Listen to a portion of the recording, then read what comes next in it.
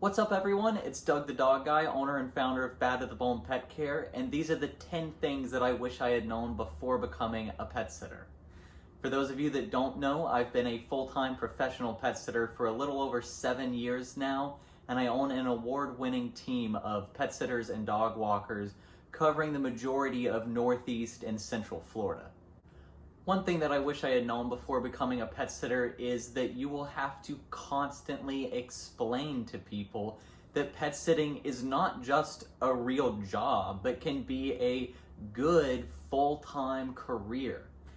So many people just don't realize it or believe that you can make a full-time living as a pet sitter and a dog walker. And I mean, even 7 years in, I still sometimes have to stop and remind myself, this is real, you're really doing this. Another thing that I didn't know before becoming a pet sitter is that you will have to step outside of your comfort zone, walk away from it, and never look back. With being in and out of strangers' homes every day, you are going to see some crazy shit. There's no other way else to put it. In 7 years, I have seen more than enough to write a book. Between dirty houses and weird people, you're gonna see it all, and you will not survive if you want to stay inside your comfort zone. Something else that I didn't know before becoming a pet sitter is that as you step out of your comfort zone and surround yourself with animals, you're gonna end up reevaluating your entire life. I'm not just speaking from personal experience. I've talked to many other pet sitters that say the same thing. Getting to see how other people live, getting to see different walks of life, and actually being in their homes, working with their animals, it's going to make you think about what you actually value and what's important to you, what's not important to you, and just overall reevaluate your entire life. And this is one of my favorite things of being a pet sitter and a house sitter, because how many other careers or even industries offer the opportunity to see how other people live? It's such a unique opportunity that we get as pet sitters. Another thing that I wish I had known before becoming a pet sitter is that your holidays will never be the same. Holidays, especially the big ones like Christmas and Thanksgiving, are the busiest time for pet sitters. Now, of course, you could close your business during the holidays, or as the business owner, you could hire someone to work for you during the holidays. But no matter what, it's going to be an extremely busy time. And whether you yourself are working or not, there's going to be twice as many invoices to be generated. There's going to be twice as many phone calls coming in. There's twice as many sitters to keep track of. It's just going to be a lot to deal with no matter what. This is something that I did not think about before becoming a pet sitter, and it has led to celebrating many holidays a week early or a week late, or just skipping some holidays altogether. And speaking of holidays, something else that I didn't know before becoming a pet sitter is how seasonal the income can be, especially when you're starting out and if you're offering pet sitting services for people that are traveling while they're out of town. The income can fluctuate dramatically, and you're gonna have to get really good with planning your finances and managing your money. Now, as your business grows, this kind of evens out some as you pick up more daily clients, and if you market your business regularly, this will even out over time. But those first couple years getting started, it can be rough, and you're just going to have to be good with planning your money. And on the subject of money, something else that I didn't know before becoming a pet sitter is that your vehicle will get destroyed. Between all of the extra miles that you're driving between clients every day and having dogs in and out of your car, it's just going to be a ton of wear and tear. For example, my first year pet sitting, I did over 100,000 miles of driving.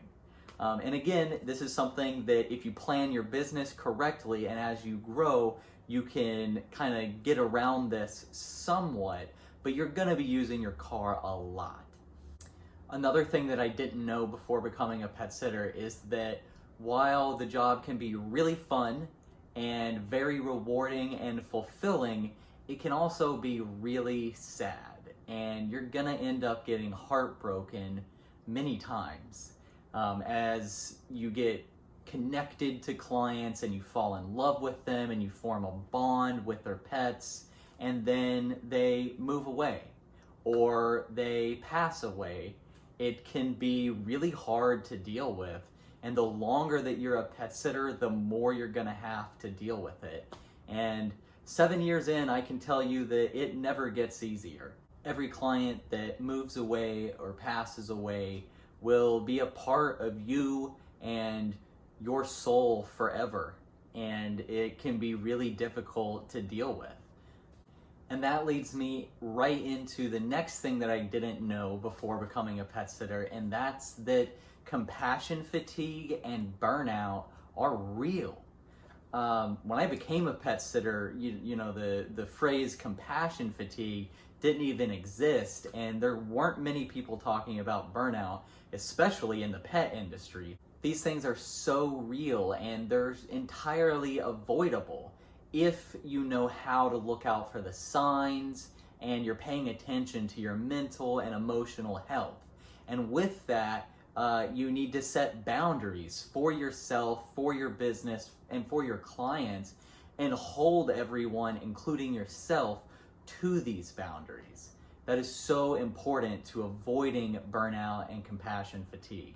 And once you're burnt out, you can't provide the stellar services that you want to provide and that your clients are expecting and deserving. So watch out for it, watch for the signs, and work around it. The next thing on my list goes hand in hand with setting those boundaries that I was just talking about, and that is the fact that you should not take any and every client that comes your way. The fastest way to get burnt out is to start taking clients that are a little bit outside of your service area, or just a few minutes outside of your business hours, or you don't really like to deal with reactive dogs, but this one's not that bad. Going down those pigeonholes are the fastest way to get burnt out and to ruin your love for your business and what you're accomplishing. So set boundaries and don't take any and every client that comes your way. And to wrap up this list of the 10 things that I wish I had known before becoming a pet sitter is the fact that it is more customer service than it is actual pet care. I think most people are really, really excited when they first become a pet sitter or a dog walker because they think, oh, I'm not gonna have to do silly customer service anymore. I get to just play with dogs or play with cute kittens. But that's not the case. I've never had a dog whip out his wallet and pay me. So as long as it's the client paying the bill, then it's the client that you have to make happy. So this entire business of being a pet sitter is really all about good old customer service. That's my list of the 10 things that I wish I had known before becoming a pet sitter. I could talk all day about other things that I wish I had known because there are a ton, and I'm definitely going to make a video about the 10 things that I wish I had known before starting a business. Because I didn't know anything about running a business or pet care before I started my pet sitting and dog walking business, and I've learned everything the hard way, day by day. You can check out my award-winning business on Instagram or Facebook at Bad to the Bone Pet Care, or you can go to our website at badtothebonepetcare.com.